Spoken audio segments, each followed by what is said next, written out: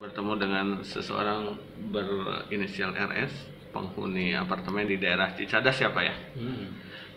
Tadi kata Bapak apa namanya deh, apartemen tuh bisa kita jual sendiri Bisa, kalau udah karena kita miliki. gini, apartemen itu kan namanya dapatnya strata title kepemilikannya ya. Kalau kepemilikannya ke atas, bukan Gimana? seperti rumah.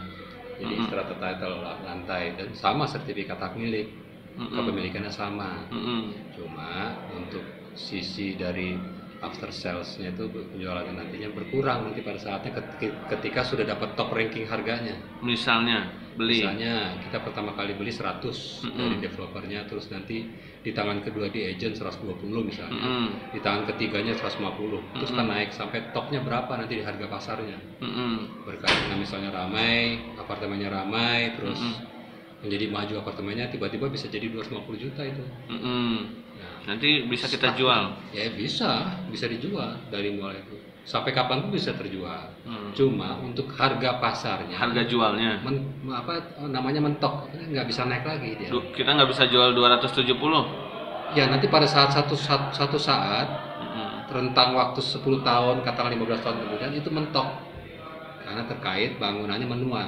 Oh, apartemen itu menua. Ya, terus kan di situ kalau apartemen itu ada namanya harta bersama dan benda bersama. Artinya Artinya itu kepemilikannya bersama. bukan Harta perorangan. bersama. Bukan. Oh. Lift. Oh, Ya, terus banyak hal fasilitas umum itu benda bersama namanya, harta bersama. masjid, parkir. Semuanya bersama.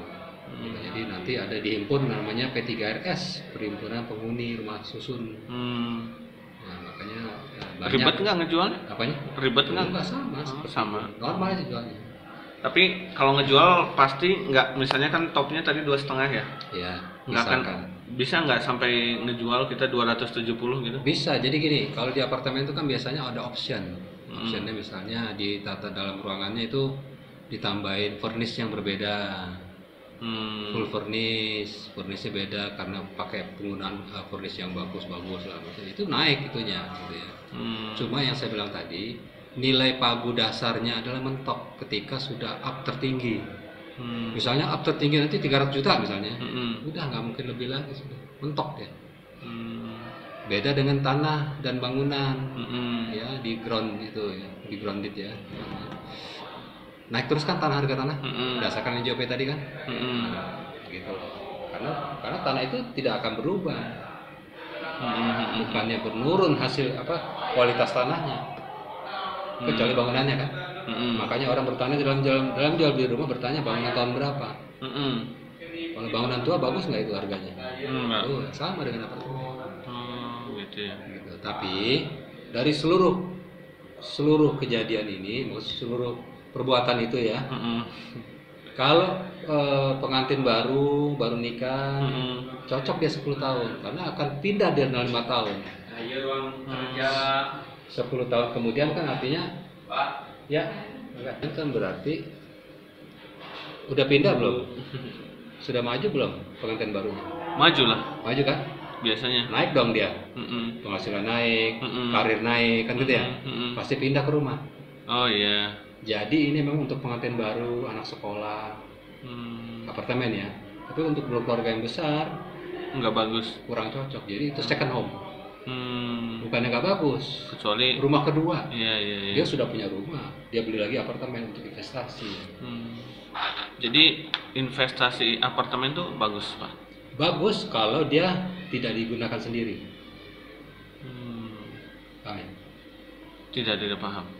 Jadi misalnya gini, saya beli, Disewain maksudnya? iya, sewakan. Yang disebut kondotel tadi. Saya beli 100 juta, ya udah saya sewakan setiap bulan, tahun 25 juta ya. Berarti BEP-nya berapa? Berapa tahun? 4 tahun kan? Balik modal kan? Gitu caranya. Jadi bangunan itu nggak ada harganya lagi, udah BEP uang modal saya. Dengan disewakan 4 tahun. Maksud investasinya kayak gitu. Iya. Kalau apartemen tuh disewain. Nanti 5 tahun kemudian baru naguk untung. Kita nggak mikirin listrik macam-macam Enggak gitu. kan udah full di nyawa. Namanya service charge. Ada apa yang kayak gitu yang Bapak di Cicadas nih? Yang Rata-rata nyewa-nyewa ngomong gitu? gitu. rata-rata. Terus orang ngapain nyewa di apartemen segala? Ya kalau misalnya dari Jakarta, dia nggak baru masuk kerja di Bandung. Contoh ya, mau beli rumah mahal sekarang. Mau kontrak di rumah tidak kontrak yang petakan ya misalnya bawahnya. Kapasitas 2,5 juta, 3,5 juta per bulan kan. Ini kan mewah, setara dengan hotel. Iya. Jatuhnya murah kalau. Jadi ada aja pasarnya ya? Ada. Karena fasilitas full. Kolam renang besar. Bulanannya berapa Pak itu? 3 jutaan kalau tipe studio. Enggak, maksudnya bulanan biaya administrasi satpam kayak gitu tuh? 300 sampai 500 ribu. Wah, lumayan juga ya. Di ya komplek. style gaya hidup. Komplek biasa kan 30 lah paling. Beda, kalau udah gaya hidup beda. Ini bicara gaya hidup.